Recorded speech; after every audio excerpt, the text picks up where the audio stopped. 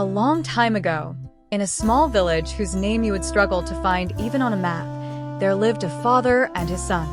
From the outside, the village looked ordinary. Dusty roads, adobe houses, dry leaves drifting in the wind, and the smell of food rising in the evenings. But inside this village, there was something that exists everywhere in the world. People talked. Constantly. Everyone had an opinion, and every opinion inevitably came with a judgment. The father was a quiet man. He did not speak much, but when he thought deeply. His son, on the other hand, was curious. He tried to understand the world, people, and why words carried so much power. One day, they had to travel to a distant city. They had only one camel with them. This camel would carry both their belongings and accompany them throughout the long journey. When they set off, the father rode the camel, while the son walked beside him. As they passed through the first street of the village, whispers began. "Look at him," someone said. "The young boy is walking while he rides the camel. What a selfish man." Another added, "Clearly, he only thinks about himself." These words reached the father's ears like the wind. He said nothing, but a sense of uneasiness settled inside him. After a while, he stopped, looked at his son, and they switched places. This time, the son rode the camel, and the father walked. As they passed through the second village, different voices rose. "What kind of child is this? His father is old, yet he rides the camel himself. Doesn't he have any respect?" The son felt ashamed. The father stopped again.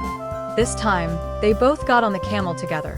In the third village, people said, "Poor animal, two people riding at once. Humanity is gone."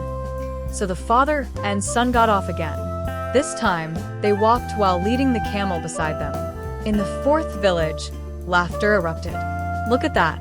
They have a camel, yet they're walking. How foolish." Unable to hold it in any longer, the son turned to his father and said, "Father, no matter what we do, someone always talks. Why is it like this?"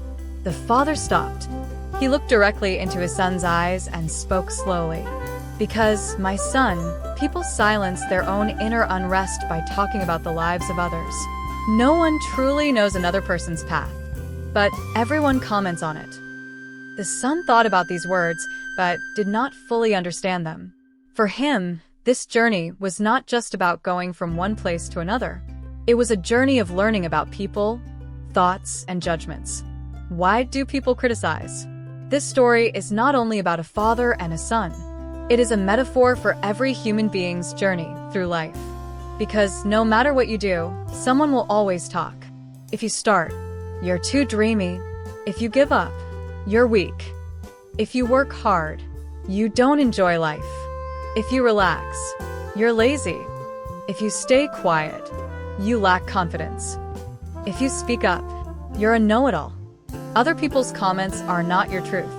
They project their own fears, failures, and lack of courage onto you.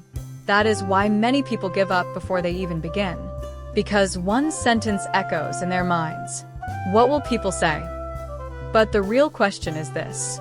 If people will always talk, why are we trying to live by their words? Great people were once called inadequate. Many of the people we admire today were rejected countless times. There was a music band whose name everyone knows today, the Beatles. But at first, a music company told them, "This style will never work." There was a writer who wrote a story called Harry Potter. It was rejected by 12 publishers. There was a woman who influenced the world not just with her beauty, but with her presence, Marilyn Monroe. And yet, they kept telling her, "You are not good enough." There was a painter named Van Gogh. He barely sold any paintings during his lifetime. Today, their names are legends.